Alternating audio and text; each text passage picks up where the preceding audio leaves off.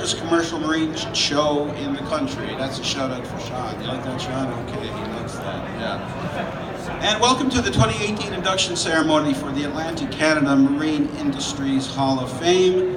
My name is Kerry Han, Managing Editor of the Navigator magazine. It's my pleasure to be the MC for this afternoon ceremony. Today we'll be inducting 3 new and very deserving New Brunswick and Prince Edward Island members into the Atlantic Canada Marine Industries Hall of Fame. The 3 individuals were nominated by their peers and chosen by a selection committee made up of fishery and marine industry stakeholders. All 3, as you will see, are very worthy inductees who have made major impacts in the marine industry field. First, before we get to the actual ceremony, a little bit of background on the Hall of Fame. This is the 10th anniversary of the Hall of Fame, by the way. In case you didn't know, it was first started in 2008. The Atlantic Canada Marine Industries Hall of Fame was developed by the Navigator magazine in partnership with Master Promotions Limited. For more than a decade, the Hall has been paying tribute to those who have made or are making valuable contributions in any marine industry in Atlantic Canada. Now we'll talk about the actual 3 categories, the 3 categories which the recipients will be inducted into today. The first category is the processor category. It recognizes individuals involved in the business of processing, developing marine products from fish and seafood to oil and gas, including everyone from frontline workers right up to company owners. The second category is the builder category. This recognizes those individuals who have made significant contributions to any of Atlantic Canada's marine industries without having necessarily directly participated in them, including but not limited to industry advocates, organizers, service providers, marine builders, business people, media, which will never get inducted, and government. And finally, the mariner category. It recognizes individuals who have made a significant contribution at sea in any marine field. This could include anyone from a captain or a crew member on anything from a fishing boat to a cargo ship to oil tankers to Coast Guard and all points in between. The Hall pays a lasting tribute by way of a website and also a permanent public display. It's down in the corner, I think, of the BC section. Okay. You can go and you can see all the inductees for the last 10 years. And that public display is shown at the 3 major marine shows, the Atlantic Canada one in St. John's, Yarmouth, and here in Moncton. But before we get into the actual ceremony, I would like to welcome a special guest who needs no introduction in this neck of the woods.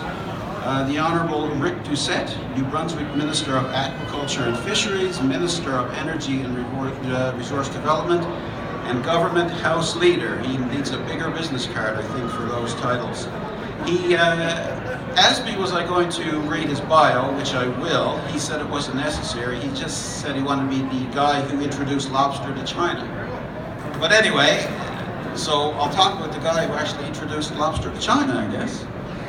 Rick Doucette represents the riding of Fundy, the Isles, St. John West. He was re-elected to the 58th legislature in the provincial election held September 22nd, 2014.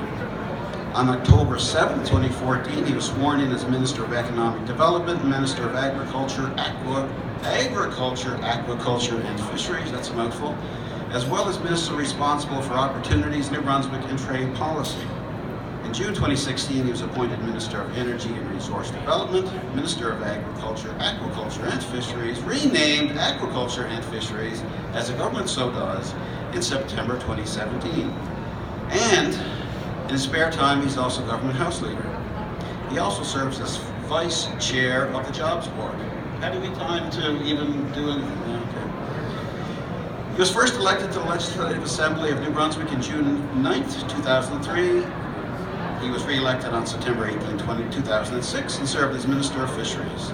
On September 27, 2010, he was re-elected for a 3rd term and was the official opposition critic for matters related to transportation and infrastructure, and later in his term, energy. Mr. Doucette is a past chair of the Standing Committee on Public Accounts and a past member of the Standing Committee on Estimates. He's also served on the standing committees on privileges and crown corporations and sat on the select committee on public automobile insurance. He is also a past official opposition critic for interests related to agriculture, aquaculture, and fisheries. Born in Sussex, New Brunswick, Minister said he's graduated of Rothsay Collegiate School and Holland College, where he did his training in business. He worked in the airline industry, gaining experience in areas from sales to the flight deck before returning to New Brunswick to work in the family retail business.